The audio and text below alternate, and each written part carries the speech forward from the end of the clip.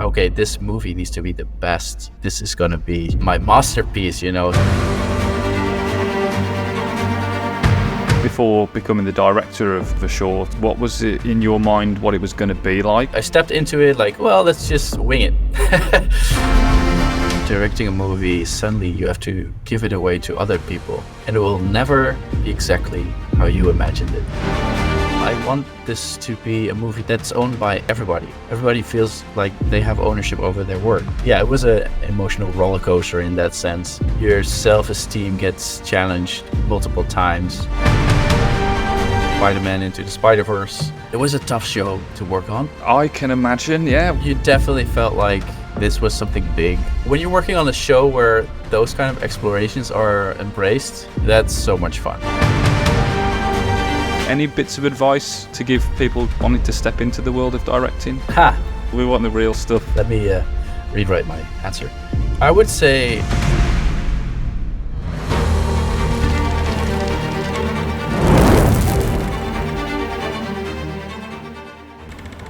Hey, Rik. Hey. Hello. Hello, how's it going? Good. How are you? We're all good this end, Rik. Thanks, man, and appreciate your time. So, my name is Rik Schutte.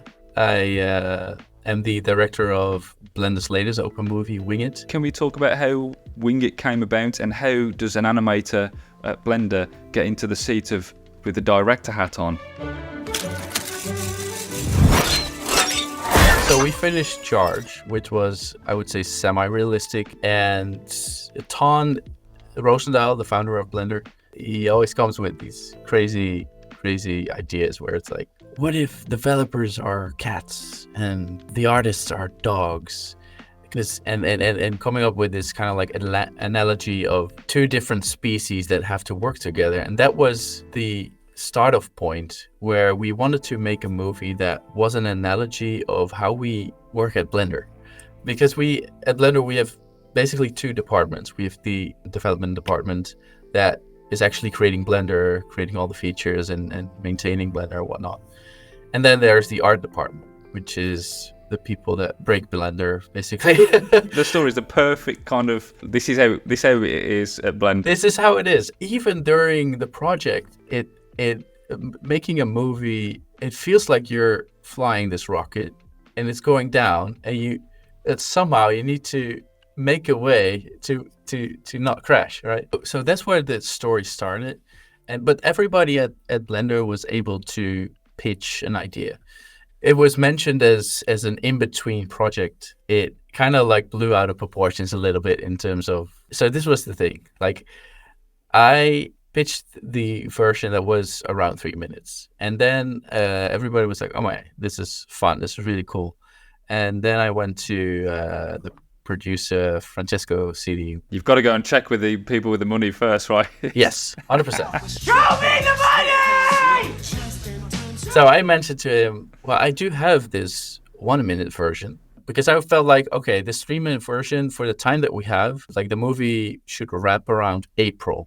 Well, we're now in September. So so I was like, okay, that 3 minute version movie, we're probably not going to make it. So let me try to make this 1 minute version as a pitch. Similar beginning, like the dog and the cat, and there's a conflict between them. And the red button gets pushed, but the rocket flies into the air, but they get totally blackened by the fire and whatnot. And then you would have a similar ending where the cat is just super angry about the dog. So Francesco was like, well, that's a one gag short. I want this other version. I want this roller coaster. So that was okay. You said it. So that was kind of the unofficial go for making the longer version. So talking about pitching Wing It to Ton, what was Ton's first reactions? Well, the first pitch, the solution to fixing the plane, there was an add-on package, and the dog would open it up, and he used the steering wheel. Like a Blender a Blender add-on, sure. A plug-in. Ton was like, well, I don't like that, because that would mean Blender isn't capable of, solving. So that was definitely a no-go, where the dog would use an add-on to fix the problem. We had a couple of endings, we had a couple of beginnings that we wanted to try out. So at some point, I came to him and I said, like, there is a version that exists that doesn't crash the rocket, because I was like, I want to make sure that he's okay with it, because if it would represent Blender, it doesn't mean that it's crashing, and So, but he was like, no, man, it's fun, it's great, and I love it. So don't change it. So I'm like, okay, that's good. So no, he was super relaxed about it, and That's funny that we've had it before. Like when we think Blender's about to crash, we're like, Blender won't crash. Blender can't crash.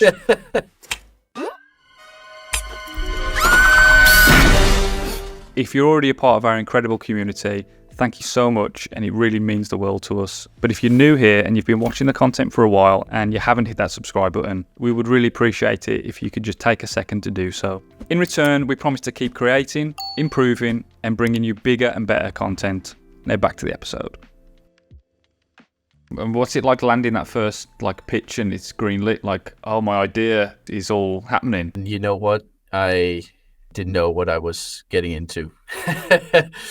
I did the writing, but also the storyboarding and the editing. At Blender, we have a small team, so one person is doing multiple things. So you wear multiple hats, like finding the balance between directing a team, so being firm about ideas, because a lot of people have opinions and you want to navigate through that correctly. But also be kind of the cheerleader of the team. You want people to be excited and keep the morale high. And like in the beginning, it's like, oh, there's this one guy that's making stupidly drawn storyboards, half-baked jokes in there, and and suddenly like the team joins and you all kind of like work together to elevate the whole story, the characters and everything. So towards the end, when you feel like, oh my gosh, this is how it's going to look, and then the music comes in, because the music has been live orchestrated. That's a whole different world that came and joined the movie. So did it turn out anything like what you had in your head at the start? Like, obviously when you're pitching an idea, you've got a vision. With this movie, I tried to kind of like refer or like pay a homage to the old TV cartoons when I was a kid, and really see if we could, with Blender, create a 2D look but with a fresh style to it. So from the get-go, it was very clear what we were aiming for in terms of style. And then obviously there's discussions with the concept artists, with the possibilities of what we were able to do, and ultimately came up with a style that would fit within the pipeline of that we have at Blender. For example, we did some grease pencil drawings on top, but the majority of line work that you see in the movie is geometry nodes. They rewrote some of the tools with geometry nodes so it would render quicker, or like it had more dynamic texture to it. And that is something that will be combined for the next project, where they're developing a new version of grease pencil. I think it's grease pencil 3, and that will have integration with geometry nodes as well. So, okay. Did that come from this project? During this production was something that came up and is now to be developed for the next production, where it will be way more painterly in a way. So really like brush strokes and whatnot. So it's a great way to kind of test things, and you come up with things and good things come out of these shorts, and that being one good example. I feel like unique to working at Blender, where you have these two forces working or sometimes fighting together. But I was going to say, do you ever want to kill each other at any point? Yeah. So, but yeah, that's like being close to development, doing something creative versus something technical, and combining those two is a sweet spot for me. So I was watching the other day. The Blender premiere of Wing It. It looks a really great place to hang out and watch a premiere. Working at Blender, there's very much a family vibe. It's like little parties. We tend to get family and children and everything is coming over and having a good time together, and have some food. And so what's the craziest Blender party that's gone down? The craziest? Or are you not allowed to say? Great parties happen at the Blender conference. Okay. Those are amazing. Last year, Andy and Simon. Andy was doing the live music. Simon was doing the live visuals within the Blender viewport. So the music was linked to the audio pulses of, and it was a live Blender session actually, and everybody was just dancing and grooving. It was super fun. Before becoming the director of a short, what was it in your mind, what it was going to be like as a director for the first time? I learned a bit more about myself in that sense that as an animator, you are working on your own little island, let's say, and you make it, and that's what it is. And directing a movie, suddenly you have to give it away to other people, and it will never be exactly how you imagined it. So a concept artist, Vivian Lukowski, she did her own twist on it. At some point was like, well, this is not what I expected to be, right? Like, well, no, I need to give her the space and trust. It's also a trust thing, right? Sure, yeah. But you need to trust people that they are totally capable of doing their job. So yeah, that was something I had to learn as well, to step away and let people do their job. I really had to let go of that urgency of just give me that shot, or give me like, let me just tweak it. I guess the temptation to go, you know what, I didn't expect it to be like that. Can I just sit there for 10 minutes and just let me grab your wrist and then we'll draw it together. You know, that's a conscious decision where I was like, well, I want this to be a movie that's owned by everybody, so everybody feels like they have ownership over their work. So I stepped into it like, well, let's just wing it. and then at some point, okay, this movie needs to be the best movie ever. This is going to be my masterpiece, you know? So yeah, it was an emotional roller coaster in that sense. Your self-esteem gets challenged multiple times, which is good. Even though there were struggles, like ideas I second guessed, but making decisions at the right time gave me the confidence that, okay, we're able to make a fun movie out of it.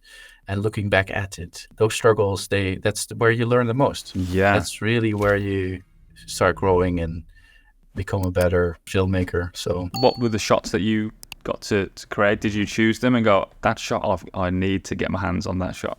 I did animate the introduction of the dog. So the dog barging in and popping off his helmet. There was a lot of different versions on how are we introducing this dog. And I wanted to make sure that we kind of like had a funny start with this dog. So that was something I animated. What was the one of the most challenging parts of this short? I have to say the short was overall the production was rather smooth.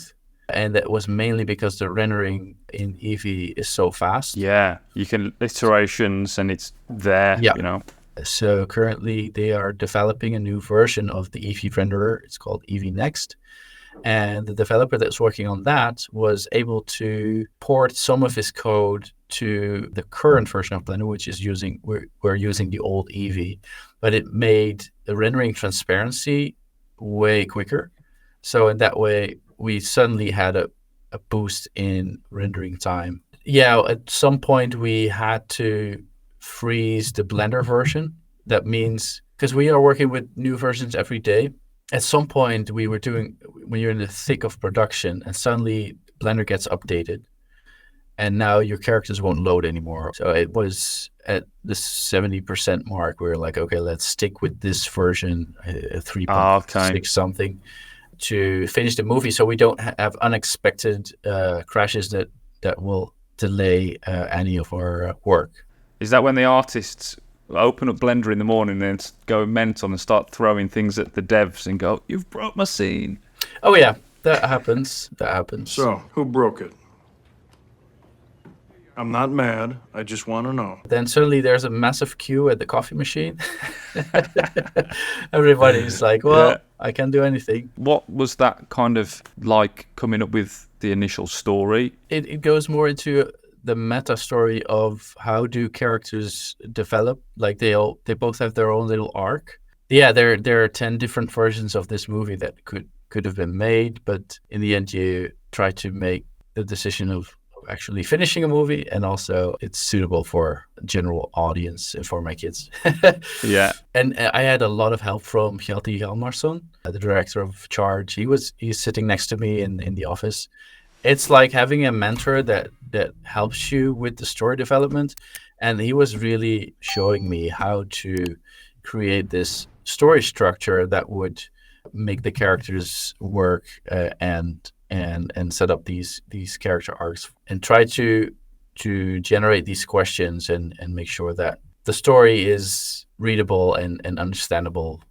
So that's something I'm very grateful for, to have people that have the experience of making a movie and help me along the way to get it done. Most of my career, I was doing character animation. I'm actually an animator. So just to go all the way back, when I actually started with 3D around 14 years old, and I had this old PC at home, and from a friend of mine, I got a cracked version of 3ds Max, I think. As we all start with cracked versions, you got it. It's got to be done, yeah. That's where you all start, right? And you just play around, and suddenly, I think it was even an accident where I hit a shortcut that was actually setting keys on things, and now suddenly stuff was moving around, and I was like, wait a minute. And I was like, oh my gosh, I can make my own movies now. And from there on, I applied for the Art Academy in the Netherlands, doing art, media, and technology, and specializing in 3D animation. Back then in the Netherlands, there was not an industry for feature film. There were no feature films produced back then. And actually, the first one that got produced is called The Little Vampire 3D. And I was like, oh man, I need to get on board here. And so that was my first feature film. I wanted to specialize more into character animation, so I did anim school. Man, that was such a boost. Like, I thought I was... You thought you knew what you was doing. I thought I knew what I was doing, and suddenly it was like, oh my gosh, this is a whole new world, right? With these kind of things, you need to put in the miles, doing a bunch of shots and assignments and whatnot. And a couple of those, I collected them and made a demo reel and sent that to Sony ImageWorks in Vancouver. Man, you went straight in the deep end there. You was like, I'm going for Sony. It was during a time when I visited the US, and there was CTN, the convention of animation and whatnot.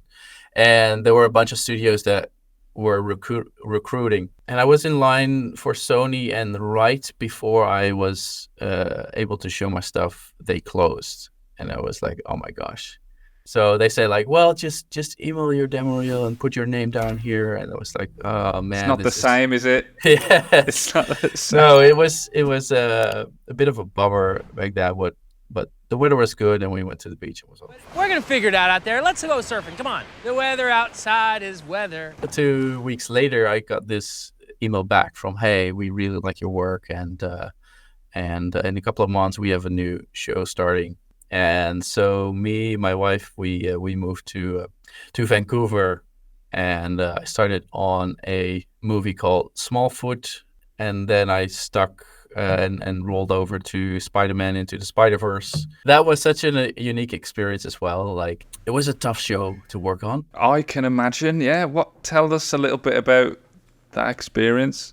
Well, you definitely felt like this was something big. Yeah. And the directors really wanted this premium acting performance on every shot, right? So there were definitely shots where people were working for months on a 3-second shot. But at the time, I really felt Sony was pushing and really taking some risk in terms of visual development in animation. At times, I really felt like, wow, this is such an amazing time to be part of new era of animation. Yeah, almost. I was going to say, kind of, that's the point where things changed a lot after Spider-Verse. People want that Spider-Verse vibe, the feel, the look, the style. You know, it was a risk in the sense of the amount of labor that had to go into these movies, especially in the beginning when nothing was figured out. You know, it's you kind of like they had to reinvent some of the techniques, and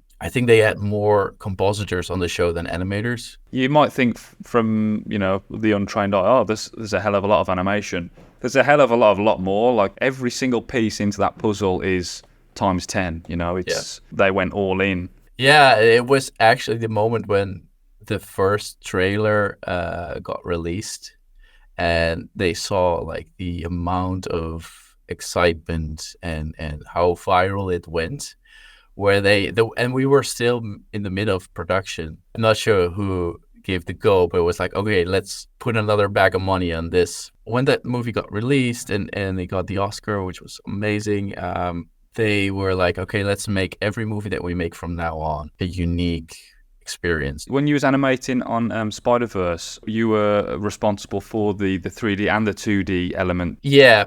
So obviously the characters, the character animation, but also some additional effects that were we were able to draw in the viewport there, but that was not very flexible, I would say. But yeah, you were able to put in extra ink lines on the characters, and also, you know, they were happy to give us the space to come up with new ideas. When you're working on a show where those kind of explorations are embraced, that's so much fun. After Spider-Verse, I had a bit of a break. I went back home to the Netherlands, and then I rejoined Sony after 4 months, I think, to start working on Vivo, which is a Netflix film. And I was starting on that show as the very first animators. At the end of a production like that, it's like 60 to 100 animators working on the show. So being the first one was kind of intimidating. Yeah.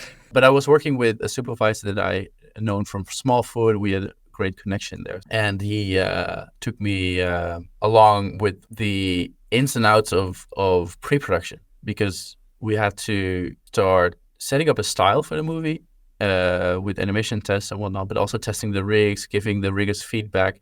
And that was another learning experience where you're like, oh my gosh, what do we even look for? But in that show, there's a couple of fantasy sequences, and those fantasy sequences were storyboarded, and there was some concept art that they really wanted to also make a hybrid 2D, 3D version of it. So it really had to look 2D. Yeah, I felt like at the start of the pet projects, or what it was called earlier, Winged production, is to really continue on that exploration of combining 2D and 3D elements together, and hand-drawn animation combined with 3D animation. So it looking back at starting from Spider-Verse into Vivo, and now doing a show here, or like a project here at Blender. Yeah, like that is kind of the red thread. Is that what you call it? I can see that for sure. Yeah, something that really sparked passion and something I felt really comfortable with exploring even more. So, any bits of advice to give people wanting to step into the world of directing? Yeah, that's a good question. We want the real stuff. Okay, that's let me rewrite my answer. Now, I would say start doing your own movie first.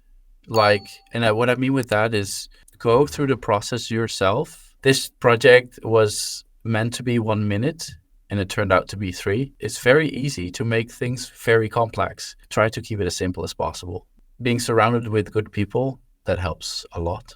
And that's a privilege, I guess, and the realization that you're not able to do everything yourself. Does it sometimes help when you're working on a project that you love, or you have some kind of connection and passion to be involved with? I guess because sometimes people are attached to projects that they're not necessarily, in love with. There is always negatives to any project, I would say. There is something great about being thankful for whatever you get, and it's almost a skill. Okay, this is what I've been given. Let me try to make the best out of it. Let's say you're animating and you get only C shots instead of A shots. Make those C shots count as an A shot. Like, put in your extra miles, and then eventually people will appreciate the extra mile you do for those. Great answer, Rik. That makes complete sense. Yeah.